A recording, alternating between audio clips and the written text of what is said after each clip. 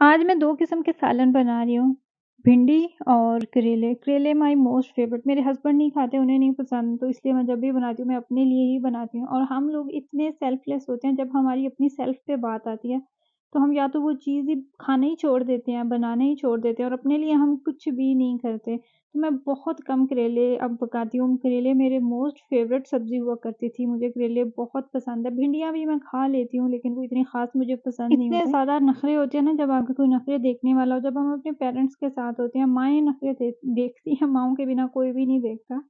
शादी के बाद इन-लॉज़ में आप चले जाते हैं, आपका अच्छा टाइम गुज़र रहा है, लेकिन ये रिश्ते वही होते हैं, वही रहते हैं जो होते हैं। आप जितना भी कह लें ना कि नहीं ये मेरी बहू नहीं, मेरी बेटी है, या फिर ये मेरी सास नहीं, मेरी मामा है, या फिर जो फैमिली में जिन लड़कियों की शादी होके जाती है, उन्हें ये लफ्ज़ बड़े बुरे लगते हैं कि नहीं, हमारा ये नहीं, हम सास-ससुर वाला तो हमारा रिश्ता नहीं, हमारा वही वाला है। ये वो खुद को शायद धोखा देते हैं, लेकिन मुझे ये नहीं समझ आती, जो आपके रिश्ते बन जाते हैं, लोग उन रिश्तों से भागते क्यों हैं? ज़रूरी तो नहीं कि वो रिश्ते बड़े ही बुरे ही हों, रिश्ते अच्छे तरीके से भी तो निभाए जा सकते हैं, ज़रूरी तो नहीं लड़ाइयाँ ही हों। अब कुछ लोग आपस में लड़ाइयाँ झगड़े करते हैं, तो इस वजह से वो रिश्ते ही बदनाम होते हैं। हालाँकि लोगों को भाभी वाला रिश्ता भी बड़ा बुरा लगता है, नंदों वाला रिश्ता इस तरह का होता है, इस तरह कितनी ज़्यादा बातें बनी हुई हैं, लेकिन मुझे एक्चुअली ये वाले रिश्ते बहुत पसंद हैं। मेरी जो भाभी हैं, मैं उन्हें भाभी ही कह के बुलाती हूँ।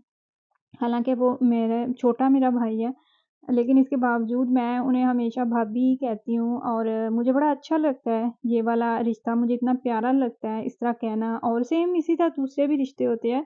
रिश्ते वही होते हैं जो वो बन जाते हैं अम्मी, अब्बू, खाला, ये मतलब इस तरह के जो मुँह बोले रिश्ते होते हैं ना, वो कभी भी नहीं बनते, रियलिटी वही रहती है। और माँ के सिवा कोई भी आपके लाड नहीं देखता, ये तल्ख़ हकीकत है। और जब हम अपनी इस तरह के रिश्तों से दूर हो जाते हैं ना, तो जब रियलिटी पे आते हैं, तो फिर अपनी सेल्फ तो पता नहीं कहाँ पीछे ही चली जाती है।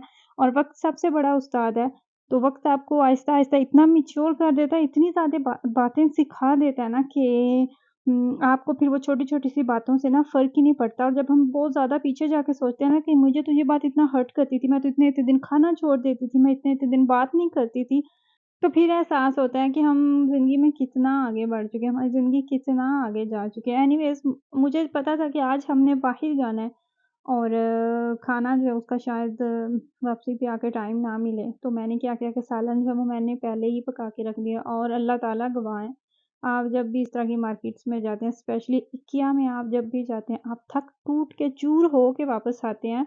और वहाँ पे इतनी वो बड़ी मार्केट है, मुझे तो कभी-कभी फ़ील होता है कि इस मार्केट्स में ना इन्हें गाड़ियाँ चलानी चाहिए, रिक्शे का अरेंज करना चाहिए।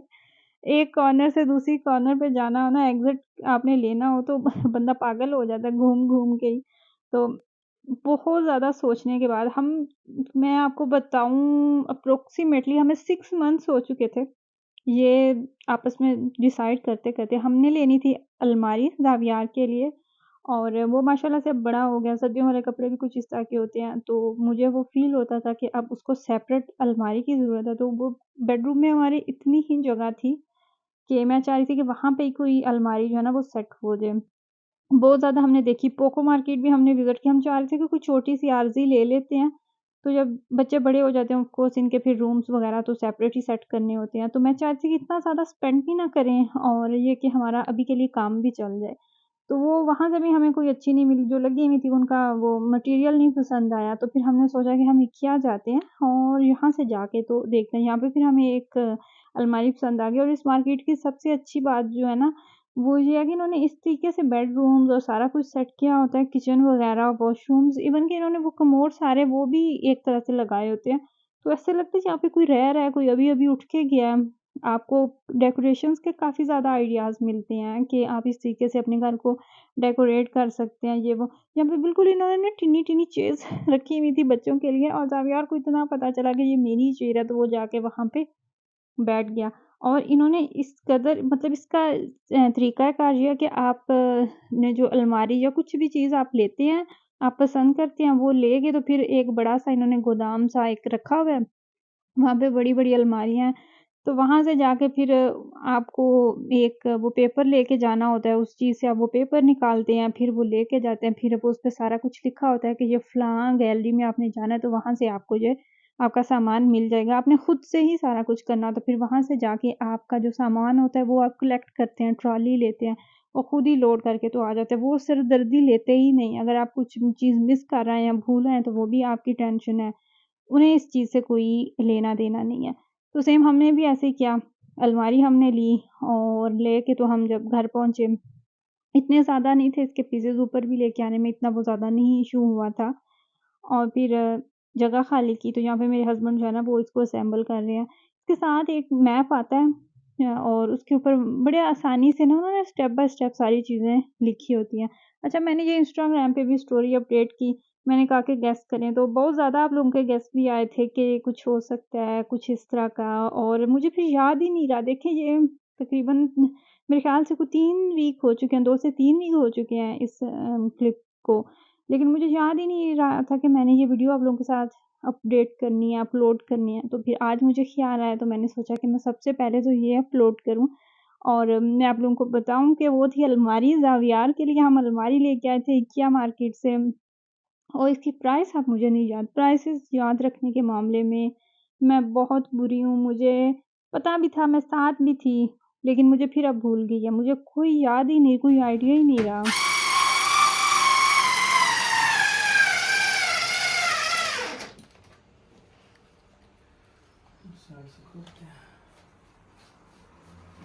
सामान सारा घर में रखा होता है, तो उस तरीके से फिर आप चीज़ों को बड़ी आसानी से सेट भी कर सकते हैं। लेकिन इनकी सेपरेट भी सर्विसेज़ होती हैं, वो आपको घर भी छोड़ के आते हैं आपका सामान, घर में आके असेंबल भी करके जाते हैं, सारा कुछ होता है। उसके वो एक्स्ट्रा चार्जेज़ लेते हैं। लेकिन ये छोटी-सी अलमारी थी, तो इसके लिए ज़रूरत नहीं फ़ील हुई थी। इवन कि हमारा जो अपना बेडरूम है, सब कुछ हमेशा मेरे हस्बैंड ही वो करते हैं, उसके हमेशा उसके साथ मैं पता, और यहाँ पे हमारे साथ बड़ा बुरा सीन हुआ कि अलमारी जो है उसको हमने सेट कर लिया, ढाँचा उसका हो गया रेडी, लेकिन उसकी साइड चेंज करनी थी और जगह इतनी कम थी, समझ ही नहीं आ रही थी कि उसको किस तरीके से साइड पे लगाएँ, उसको कैसे मूव करें। तो यहाँ पे खड़े होके हमें कोई मेरे ख़्याल से कोई 15 से 20 मिनट हमें लगे थे सोचने में और फिर देखने में कि किस तरीके से किया जाए। तो फिर जब मैंने ही अपने हस्बैंड को मशवरा दिया कि बेड के ऊपर रखते हैं, तो इसको फिर वहाँ से हम मूव कर लेंगे और इसको उल्टा करके खड़ा कर लेंगे, क्योंकि जगह की कमी की वजह से फिर ये सारा इश्यू हुआ।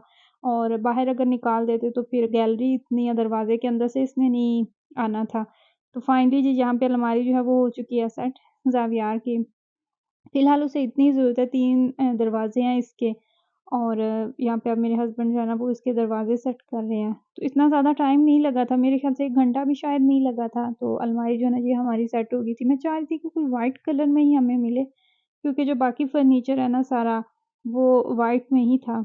और व्हाइट कलर ऐसा होता है कि एक तो आपको जगह बड़ी खुली-खुली लगती है और उसके साथ कोई भी आपको वो मैचिंग और वो सेटिंग का वो इश्यू नहीं होता कि ये कलर इसके साथ जाएगा या नहीं जाएगा। घर चेंज करते वक़्त ना जो सबसे ज़्यादा मुझे मसला होता है ना, जो मुझे मुश्किल लगता है, वो ये होता है कि ये जो फर्नीचर आपको साथ लेके जाना पड़ता है ना, ये तो बड़ा अज़ाब होता है। हम यहाँ पे शिफ्ट हुए थे तो हमें तकरीबन हम अपना बेडरूम लिए हुए मेरे ख़्याल से 2 साल का अरसा हुआ था और सारा कुछ सामान हमारा नया ही था। फिर भी इसके बावजूद काफ़ी ज़्यादा चीज़ें हमने गिव अवे भी कर दिया और छोड़ भी आए, लेकिन इसके बावजूद इतनी ज़्यादा चीज़ें थी, कोई हाल नहीं रह गया था और अब तो मुझे शिफ्टिंग के नाम से ही खौफ आता है। और लेकिन अब हमने डिसाइड किया हुआ है कि अब हम जब भी घर चेंज करेंगे ना, तो जहाँ पे जितना भी फर्नीचर है, सब कुछ जो कुछ भी है, तो वो हम यहीं पे छोड़ के जाएँगे, हम साथ कुछ भी नहीं लेके जाएँगे। एक तो बिल्डिंग्स में और सीढ़ियाँ चढ़-चढ़ के, तो फिर वो इतना मसला होता है ना बच्चों के साथ, तो कुछ ना भी आप करें ना, तो जो आपका किचन का सामान वग़ैरह होता है ना, वही इतना ज़्यादा हो जाता है। हालाँकि हमने जब घर शिफ्ट किया था, हमने 6 बंदों के साथ बात की हुई थी, 3 बंदे वहाँ पे हमने बुलाए हुए थे, जो कि हमें हमारी हेल्प कर रहे थे सामान नीचे लेके आने में, और 3 के साथ हमने यहाँ पे बात की हुई थी कि वो आएँगे सामान अंदर शिफ्ट करने में हेल्प करने के लिए। लेकिन वहाँ पे जो थे वो तो आ गए थे और इधर हमारे न्यू घर में तो वो जिनके साथ बात हुई थी वो आए ही नहीं थे। वो इतने वो बस ये लोगों बुरी की बड़ी आदत बुरी होती है आदत जो अपने वादे के खिलाफ जाते हैं। अगर आप कोई बात करते हैं तो आप उसकी पासदारी नहीं करते। हमें ये लग रहा था कि 3 बंदे होंगे तो 3 काफ़ी होंगे, खुद भी थे 3-4, तो हमें शायद और ज़रूरत ना महसूस हो, सामान जो है वो सारा आसानी से ऊपर चला जाएगा। लेकिन उन्होंने धोखा दे दिया। ख़ैर देखिए, मैं कितनी पुरानी बात आपको बता रही हूँ। यहाँ पे हम बैठ के अपना फ़ेवरेट खाना एन्जॉय कर रहे हैं। आई होप कि आपको वीडियो अच्छी लगी हो।